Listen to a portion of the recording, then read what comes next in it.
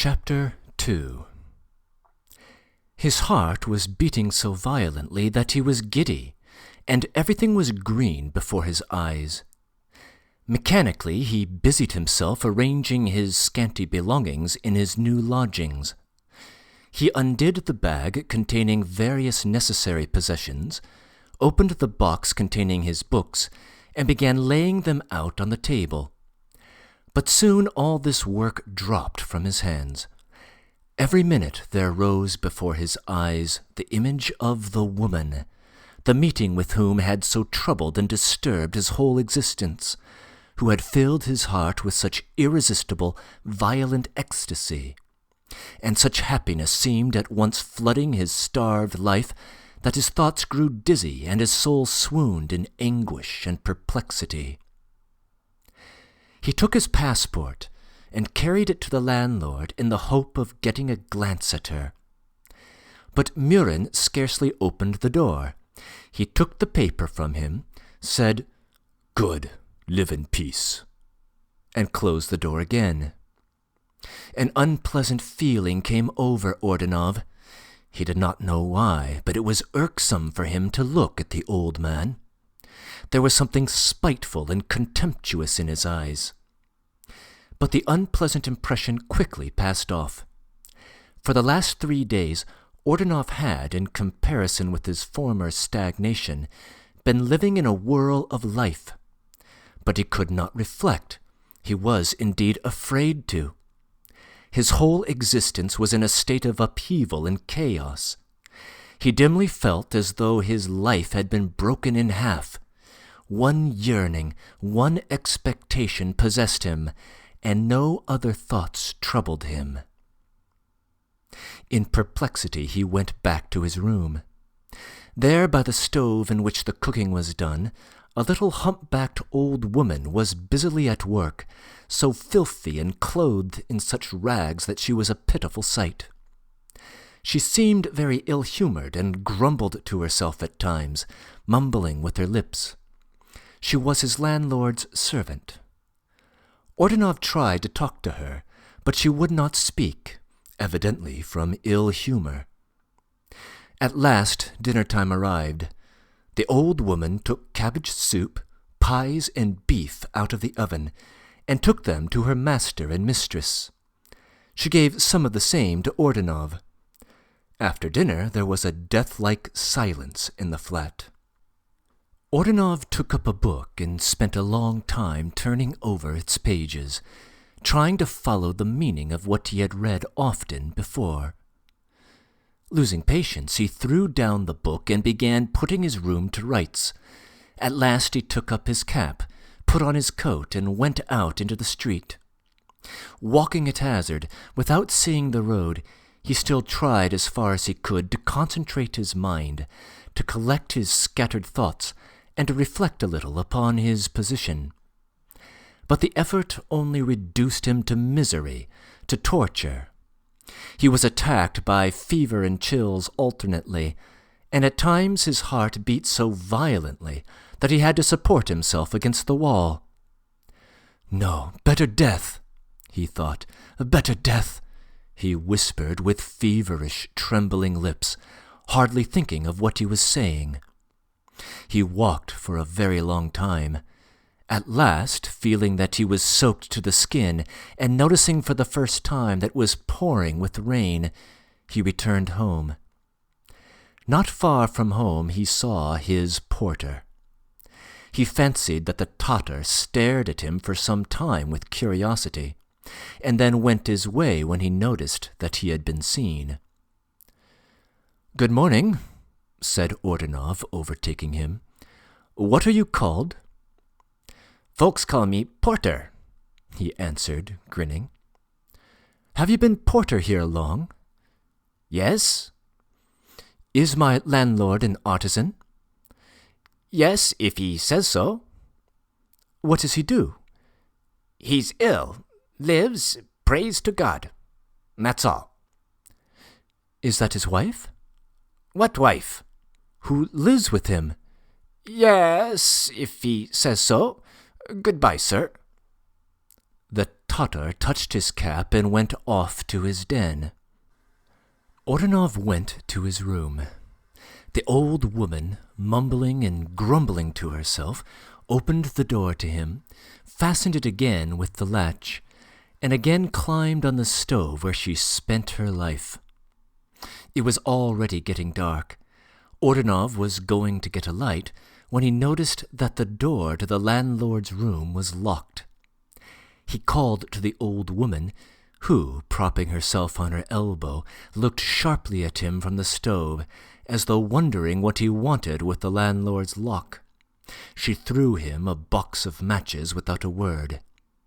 He went back into his room, and again, for the 100th time, tried to busy himself with his books and things. But, little by little, without understanding what he was doing, he sat down on the locker, and it seemed to him that he fell asleep. At times he came to himself and realized that his sleep was not sleep, but the agonizing unconsciousness of illness. He heard a knock at the door, heard it opened, and guessed that it was the landlord and landlady returning from evening service. At that point, it occurred to him that he must go in to them for something. He stood up, and it seemed to him that he was already going to them, but stumbled and fell over a heap of firewood which the old woman had flung down in the middle of the floor. At that point he lost consciousness completely, and opening his eyes after a long, long time, noticed with surprise that he was lying on the same locker, just as he was, in his clothes, and that over him there bent with tender solicitude a woman's face, divinely beautiful, and, it seemed, drenched with gentle motherly tears. He felt her put a pillow under his head and lay something warm over him, and some tender hand was laid on his feverish brow. He wanted to say, "Thank you." He wanted to take that hand, to press it to his parched lips, to wet it with his tears, to kiss it to all eternity. He wanted to say a great deal, but what he did not know himself. He would have been glad to die at that instant. But his arms felt like lead and would not move. He was, as it were, numb, and felt nothing but the blood pulsing through his veins, with throbs which seemed to lift him up as he lay in bed. Somebody gave him water. At last he fell into unconsciousness. He woke up at 8 o'clock in the morning. The sunshine was pouring through the green, mouldy windows in a sheaf of golden rays. A feeling of comfort relaxed the sick man's limbs. He was quiet and calm, infinitely happy. It seemed to him that someone had just been by his pillow. He woke up, looking anxiously around him for that unseen being. He so longed to embrace his friend, and for the first time in his life to say, "A happy day to you, my dear one." "What a long time you have been asleep," said a woman's gentle voice. Ordunov looked round, and the face of his beautiful landlady was bending over him with a friendly smile as clear as sunlight. "How long you have been ill," she said. "It's enough. Get up. Why keep yourself in bondage? Freedom is sweeter than bread, fairer than sunshine. Get up, my dove, get up." Ordunov seized her hand and pressed it warmly. It seemed to him that he was still dreaming. "Wait, I've made tea for you. Do you want some tea? You had better have some. You'll be better. I've been ill myself, and I know." "Yes, give me something to drink," said Ordunov in a faint voice, and he got up on his feet. He was still very weak. A chill ran down his spine. All his limbs ached and felt as though they were broken. But there was a radiance in his heart, and the sunlight seemed to warm him with a sort of solemn, serene joy. He felt that a new, intense, incredible life was beginning for him. His head was in a slight whirl. "Your name is Vassily?" she asked. "Either I have made a mistake, or I fancy the master called you that yesterday." "Yes, it is. And what is your name?" said Ordunov, going nearer to her and hardly able to stand on his feet. He staggered. She caught him by the arm and laughed. "My name is Katerina," she said, looking into his face with her large, clear, blue eyes. They were holding each other by the hands. "You want to say something to me?" she said at last. "I don't know," answered Ordunov. Everything was dark before his eyes. "See what a state you're in. There, my dove, there. Don't grieve, don't pine. Sit here at the table in the sun. Sit quiet and don't follow me," she added, seeing that the young man made a movement as though to keep her. "I will be with you again at once. You have plenty of time to see as much as you want of me." A minute later she brought in the tea, put it on the table, and sat down opposite him. "Come, drink it up," she said. "Does your head ache?" "No, now it doesn't ache," he said. "I don't know. Perhaps it does. I don't want any. Enough. I don't know what's the matter with me," he said, breathless, and finding her hand at last. "Stay here. Don't go away from me. Give me your hand again. It's all dark before my eyes. I look at you as though you were the sun," he said, as it were tearing the words out of his heart, and almost swooning with ecstasy as he uttered them. His throat was choking with sobs.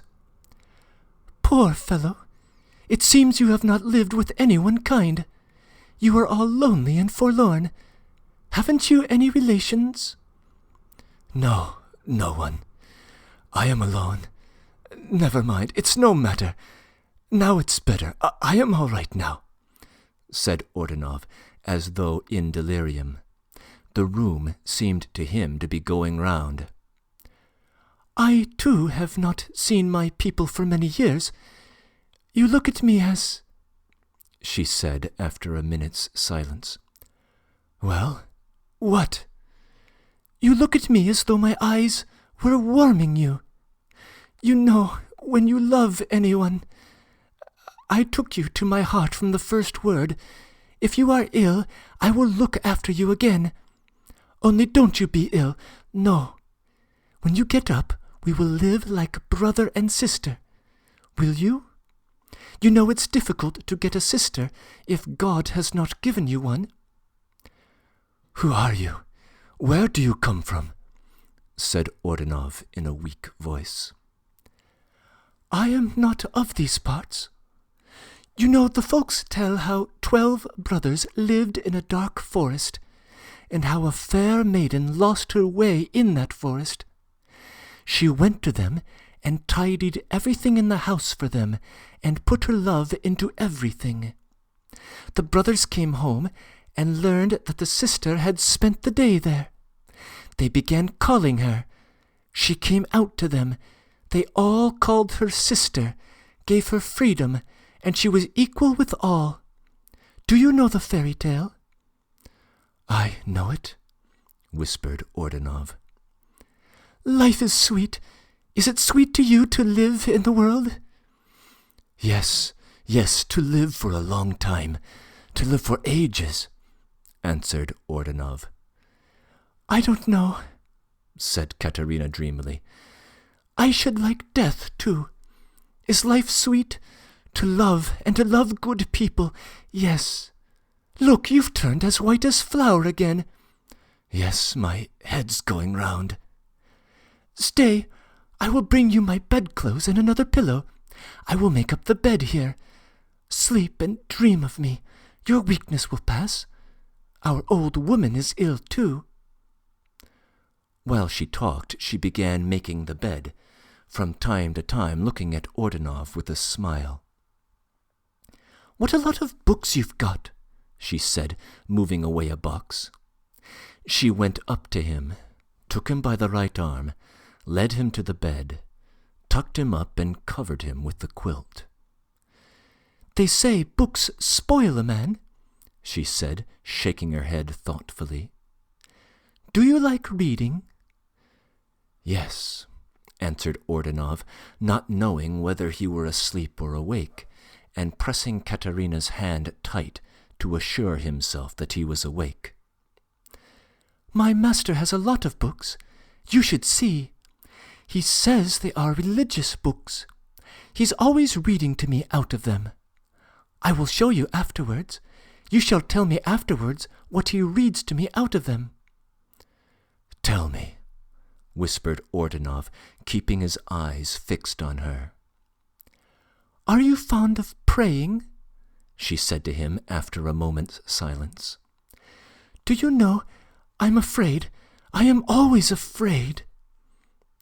She did not finish. She seemed to be meditating. At last Ordunov raised her hand to his lips.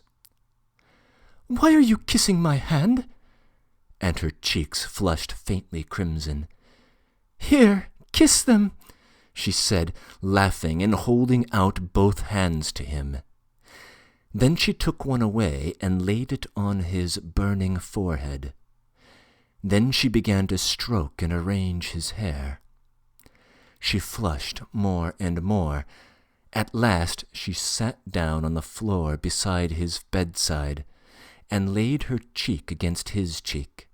Her warm, damp breath tickled his face. At last Ordunov felt a gush of hot tears fall from her eyes like molten lead on his cheeks. He felt weaker and weaker. He was too faint to move a hand. At that moment there was a knock at the door, followed by a grating of the bolt.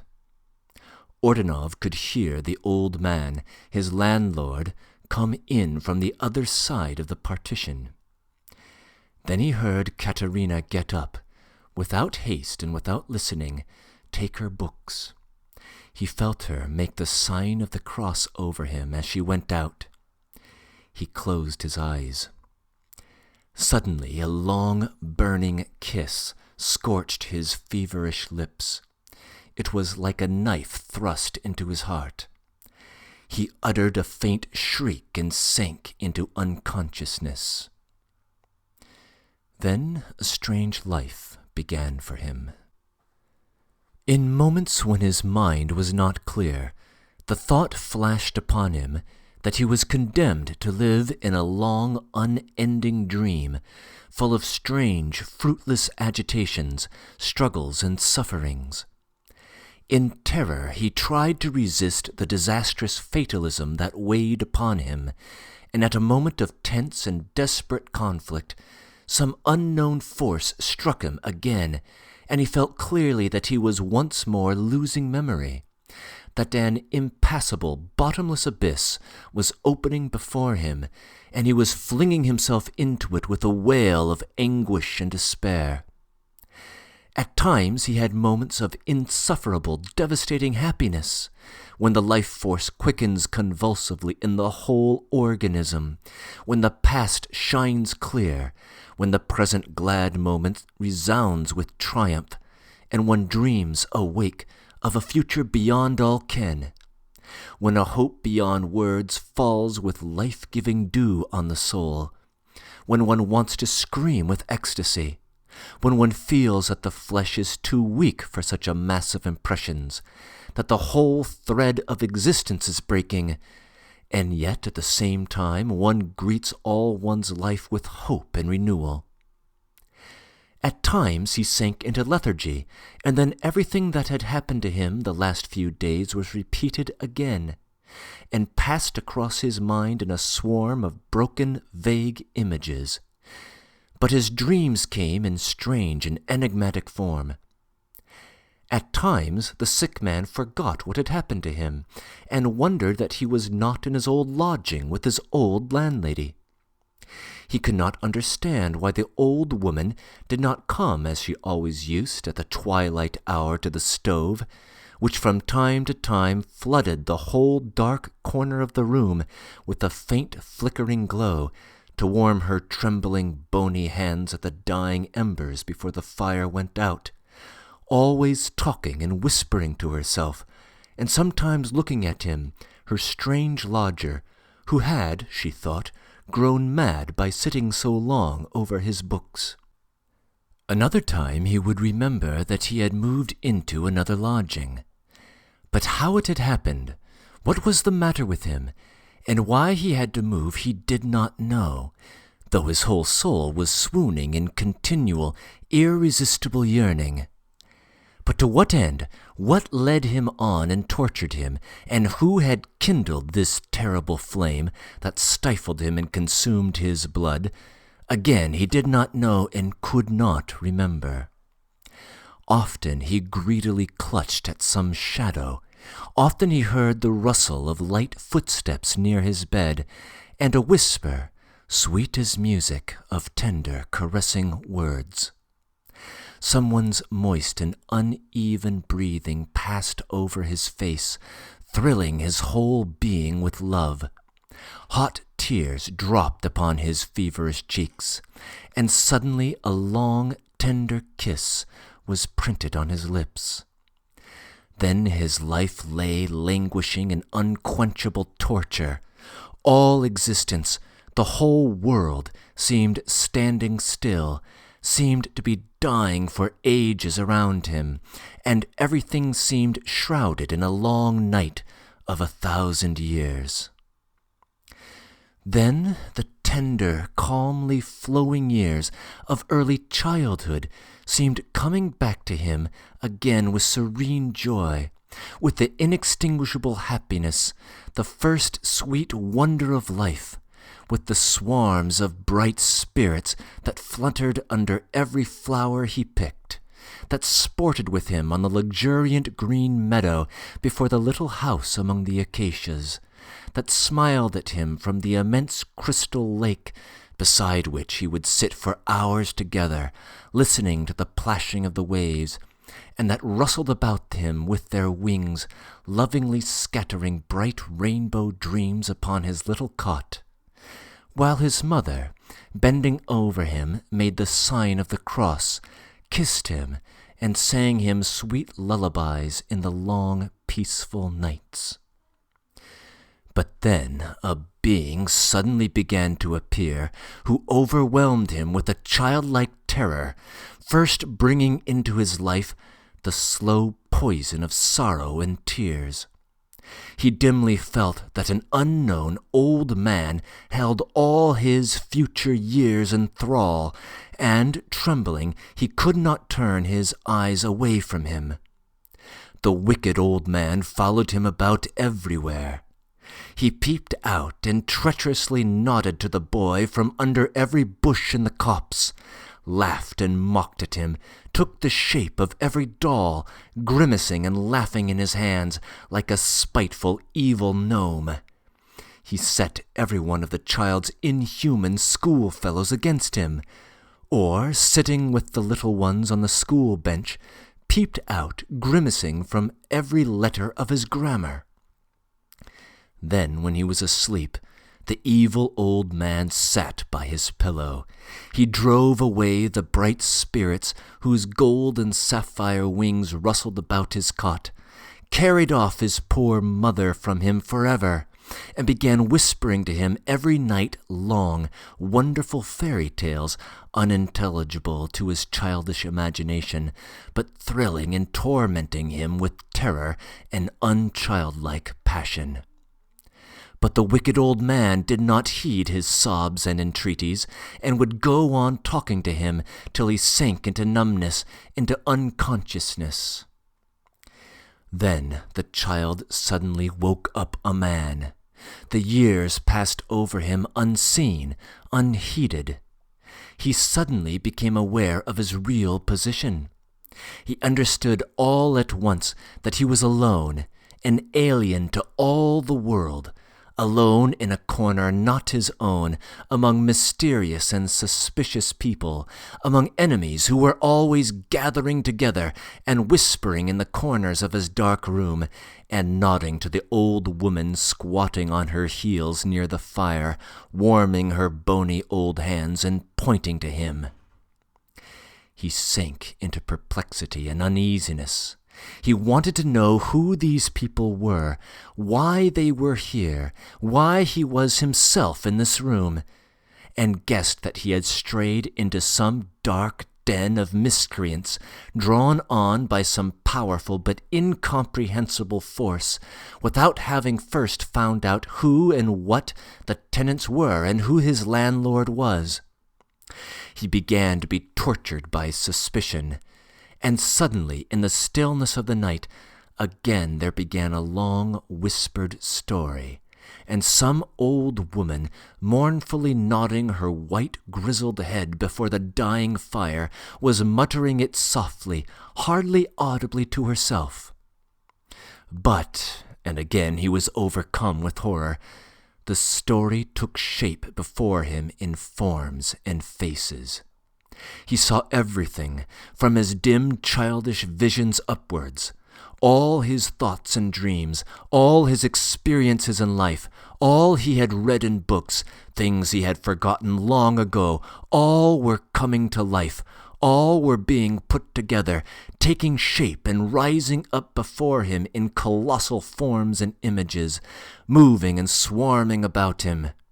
He saw spread out before him magnificent, enchanted gardens, a whole town built up and demolished before his eyes, a whole churchyard giving up its dead, who began living over again.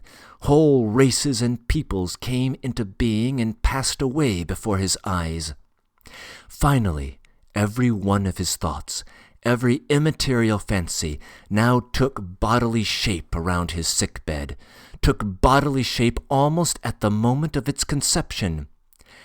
At last he saw himself thinking not in immaterial ideas, but in whole worlds, whole creations, saw himself borne along like an atom in this infinite, strange world from which there was no escape, and all this life in its mutinous independence crushing and oppressing him and pursuing him with eternal, infinite irony. He felt that he was dying, dissolving into dust and ashes forever, and even without hope of resurrection. He tried to flee, but there was no corner in all the universe to hide him. At last, in an access of despair, he made an intense effort, uttered a shriek, and woke up. He woke up, bathed in a chill, icy sweat. About him was a deadly silence. It was the dead of night. But still it seemed to him that somewhere the wonderful fairy tale was going on, that some hoarse voice was really telling a long story of something that seemed familiar to him. He heard talk of dark forests, of bold brigands, of some daring bravos, maybe of Stenka Razin himself, of merry drunken bargemen, of some fair maiden, and of Mother Volga. Was it not a fairy tale? Was he really hearing it? For a whole hour he lay open-eyed, without stirring a muscle, in agonizing numbness. At last he got up carefully, and joyfully felt that his strength had come back to him after his severe illness. The delirium was over, and reality was beginning. He noticed that he was dressed exactly as he had been during his talk with Katerina, so that it could not have been long since the morning she had left him. The fire of resolution ran through his veins. Mechanically he felt with his hand for a big nail, for some reason, driven into the top of the partition near which stood his bed, seized it, and hanging his whole weight upon it, succeeded in pulling himself up to the crevice from which a hardly perceptible light stole into his room. He put his eye to the opening and, almost breathless with excitement, began peeping in. There was a bed in the corner of the landlord's room. Before it was a table covered with a cloth and piled up with books of old-fashioned shape, looking from their bindings like devotional books. In the corner was an icon of the same old-fashioned pattern as in his room. A lamp was burning before it. On the bed lay the old man, Murin, sick, worn out with suffering and pale as a sheet, covered with a fur rug. On his knees was an open book. On the bench beside the bed lay Katerina, with her arm about the old man's chest and her head bent on his shoulder. She was looking at him with attentive, childishly wondering eyes, and seemed, breathless with expectation, to be listening with insatiable curiosity to what Murin was telling her. From time to time the speaker's voice rose higher. There was a shade of animation on his pale face. He frowned, his eyes began to flash, and Katerina seemed to turn pale with dread and expectation. Then something like a smile came into the old man's face, and Katerina began laughing softly. Sometimes tears came into her eyes. Then the old man tenderly stroked her on the head like a child, and she embraced him more tightly than ever with her bare arm that gleamed like snow, and nestled even more lovingly to his bosom. At times Ordunov still thought this was part of his dream. In fact, he was convinced of it. But the blood rushed to his head, and the veins throbbed painfully in his temples. He let go of the nail, got off the bed, and, staggering, feeling his way like a lunatic, without understanding the impulse that flamed up like fire in his blood, he went to the door and pushed violently. The rusty bolt flew open at once, and with a bang and a crash, he suddenly found himself in the middle of the landlord's bedroom. He saw Katerina start and tremble, saw the old man's eyes flash angrily under his lowering brows, and his whole face contorted with sudden fury. He saw the old man, still keeping close watch upon him, feel hurriedly with fumbling hand for a gun that hung upon the wall. Then he saw the barrel of the gun flash, aimed straight at his breast with an uncertain hand that trembled with fury.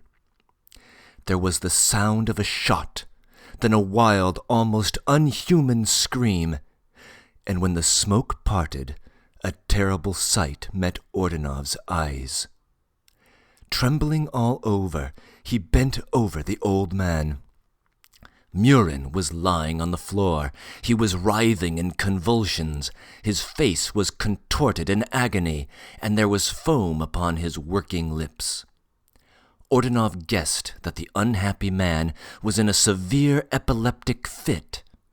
He flew, together with Katerina, to help him. Breaking in. There are several details here that deserve attention. This is the first time in Dostoevsky's writings that an epileptic seizure makes its appearance on the stage. Dostoevsky himself suffered from epilepsy throughout much of his life. Scholars are uncertain of when his illness began. The mention of epilepsy here in 1847 is of interest to this debate. The stories that Ordunov appears to hear Murin telling as he emerges from his fever dream all refer to the lore of the Volga. Stenka Razin was a Cossack from that region who led an uprising against the Tsarist government and nobility in the 17th century. The fever dream itself, especially the sinister figure who haunts it, will be worth remembering in the episodes ahead. The religious texts to which Katerina refers, and which Ordunov sees when he enters Murin's bedroom, seem universally to be understood to be texts of the Old Believers, or Raskolniki. The Old Believers refused to adopt the 17th century reforms in the Russian Orthodox Church and were thus anathematized and faced persecution. The Old Believers themselves splintered into different sects, some of them with extravagant practices. I am unsure of what tips off the critics about the sectarian identity of these texts, and would be happy to receive an education in the comments section below. Perhaps the church ceremony in Chapter 1 is a clue. Finally, a special note must be made of the fairy tale that Katerina tells Ordunov about a woman lost in the woods who was adopted as the sister of the 12 brothers. This is a well-known Russian story with multiple variations. How did the woman become lost in the woods in the first place? In one version, she has escaped the clutches of an incestuous uncle, but has still been condemned to death by her father and is running from him. Also, in a variation offered by Pushkin, the brothers are knights who are all romantically interested in the woman. Certainly, Ordunov is sexually interested in this woman and appears to conceive of himself according to the classic role of a knight who is rescuing a fair maiden. But Katerina uses her story to call him her brother. The fairy tale inserted here offers us hints of incest in 2 directions. End of comments.